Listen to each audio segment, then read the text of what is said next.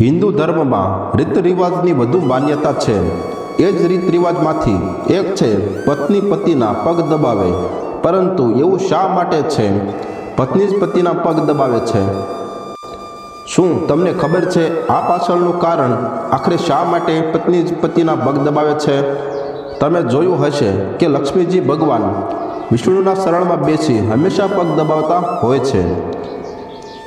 એની પાછળ ધાર્મિક કારણ છે. તો ચાલો જાણીએ આ અંગે વિસ્તારથી. ધાર્મિક માન્યતા અનુસાર પતિના પગમાં ઘૂંટણથી લઈ આંગળી સુધી શનિદેવનો વાસ હોય છે અને પત્નીના હાથમાં કાંડાથી લઈ આંગળી સુધી શુક્રદેવનો વાસ હોય છે. માન્યતા છે કે જ્યારે શુક્ર અને શનિ એક સાથે આવે છે અથવા શુક્રનો પ્રભાવ શનિ પર પડે છે તો ધનનો વરસાદ થાય છે.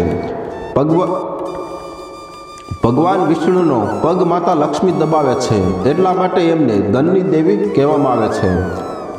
જે પત્ની પોતાના પતિના પગ દબાવે છે તે જીવનમાં હંમેશા ખુશ રહે છે.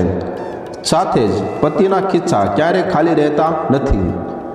એટલે પત્નીના પગ દબાવવાથી પતિને ધન હાનિ થતી નથી. પત્નીના પગ દબાવવાથી ઘરમાં ખુશી આવે છે.